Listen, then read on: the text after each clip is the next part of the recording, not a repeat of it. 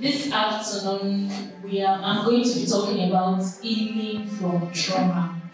And firstly, before I move on, I would like to say specifically, categorically, that rape, assault is not gender specific. It's not, because there is already this, stereotype that maybe only ladies can be raped or only ladies can be assaulted. And if perchance a male is raped or assaulted, he should man up. He should be a man and not talk about it and just, move on. Life happens. And that's where trauma comes in. Trauma, so I'll start from the standpoint of trauma before I move on to talking about healing. Because before you go to the hospital, there has to be like an illness or a sickness that took you to the hospital, or maybe you want check-up. So trauma first before healing, right? So trauma is a psychological thing. I like to be associated with mental health awareness. I'm a very big advocate of mental health awareness. Let people talk about their mental health, because it's easy for me to go to the hospital and talk about, oh, I'm sick, my head is aching me, my stomach is paining me. But it's not easy for me to tell you that something is wrong with me.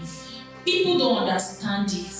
People, apart from professional psychologists, apart from counselors, apart from therapists, most people, if I come with broken leg now, you will care for me and be like, oh, what's wrong with you? Empathy will rise. But if I come and meet someone randomly and say, I feel something is wrong, you'll be fine. See, life happens, everybody will be fine.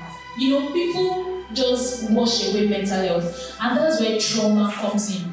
Trauma becomes, people grow a defensive mechanism to trauma.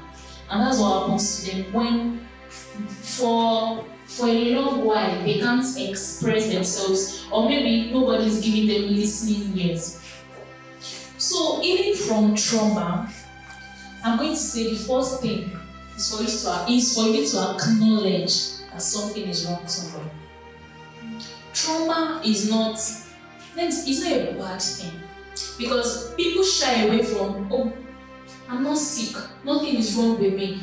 Because most people associate trauma with madness, or associate any mental issue. If you say you are a mental health advocate, they'll be like, why are you not in the psychiatric hospital?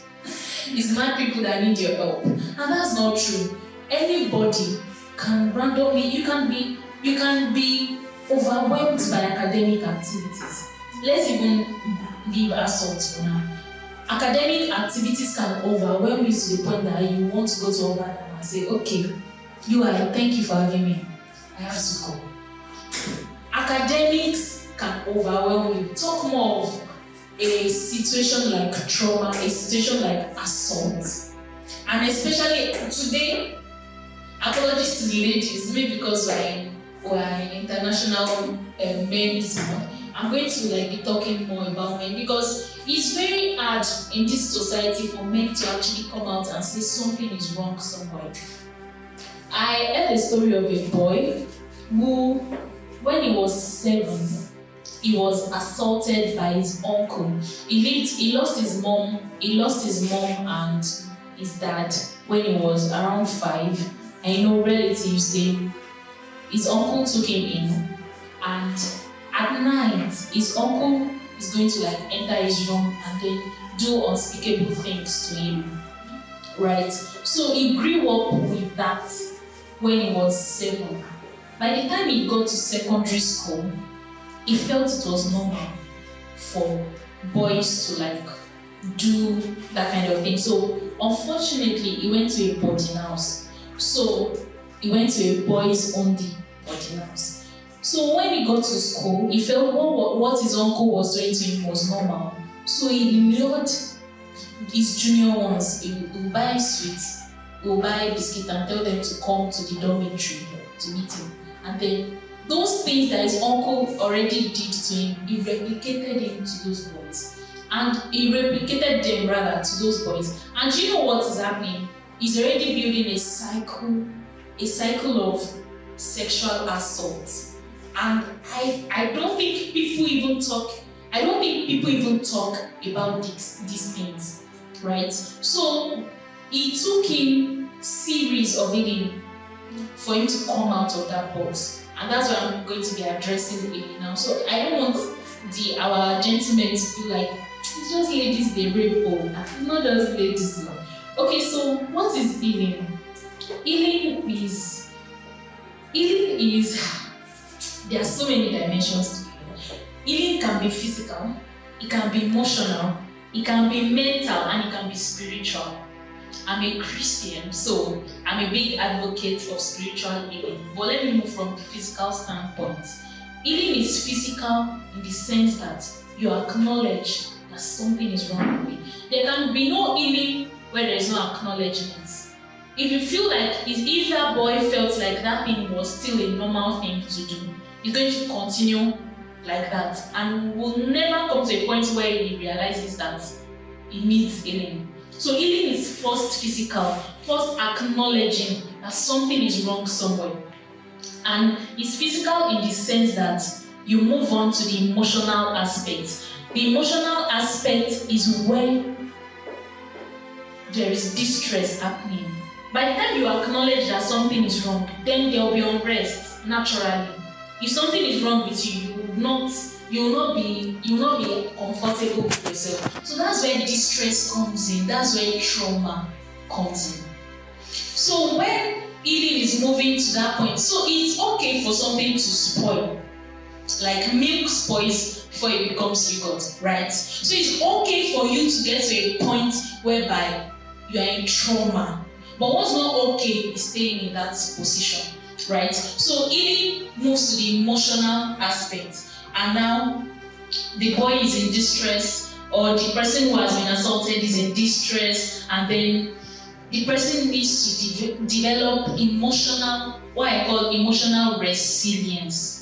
Because it's going to be a very difficult phase where that emotional aspect, nobody can enter that emotional aspect for you except you open up. I'm going to move on to the part where you have to speak out, right? But the emotional aspect is something you have to go through yourself. So then we go to the mental healing. If the emotional healing is not handled well, it's going to move on to mental healing such that the person can be depressed. Depression is a sign of mental health issues. The person can be depressed. The person can develop psychosis. There can be PTSD. There can be hallucinations. There can be, events. There can be pictures that will bring back events of the assault. That's where someone now needs to speak out. So maybe a counselor, a psychologist, a therapist, or someone you can confide in that you believe that this person is not going to expose you. And it's very hard to find those kind of people, right? People that they know when you just see yourself on WhatsApp or Twitter, right? So it's very hard for us to get those people. But what the psychological body has provided for us is a professional body of people who they already signed an oath that they would never miss. Is in the oath of the body of psychologists, counselors, therapists, that they never speak out whatever their clients, divulge to them secretly. So, and I believe that find someone you can confide in, because healing does not stop with you. It stops with, if you don't speak out, you feel like you are fine. But there's something that has to happen. Then lastly, I'm going to talk about the spiritual healing. I'm a Christian, right? After speaking with someone, you see, mental health, assault, all of these things are devices of the devil, right? So the attack that the devil is doing is an attack to your mindset. It's an attack to your growth. It's an attack to your progress in life. Because someone that is assaulted and has to fight that assault for the rest of their life, do you think the person will make progress physically? There will be no personal development. There will be no growth in career. There will be no growth. So what the devil is attacking is a bright future. So if someone is assaulted, the first pointer to you is that no, there is a future in me that the devil is fighting, and I have to fight back. So healing is spiritual in the sense that you know how to call God. After talking to a counselor, there is a place of God. There is a healing that the balm of Gilead will give you that no psychologist can give you. There is a healing that the Holy Spirit will give you that no counselor can give you. The Holy Spirit is like the best counselor ever. So I'm going to be wrapping up. My time is almost, far-fetched. So I'm going to say that after, with all the points I've said, I'm going to say that no healing can come without you letting me. The person who assaulted you has done very, very bad. Very terrible. And that can haunt you for the rest of your life. If your hand is like this, you will not be able to I will not be able to receive. If you want to give me something now, I won't be able to receive anything. But I have to let go so that I will let in new phases of life, new opportunities, the new horizons that God is making out for me. So you have to let go whoever has done that assault. Just forgive them. Don't see them and let that bitterness come back to you. Look at this stupid man. You can't move on. I'm serious. You won't be able to move on. Right? So release and let go, and let God rebuild and restore. So I'm going to be ending on this note that transformation comes when God rebuilds and restores you. So it is God that will rebuild and restore. Thank you so much. Thank you for having me.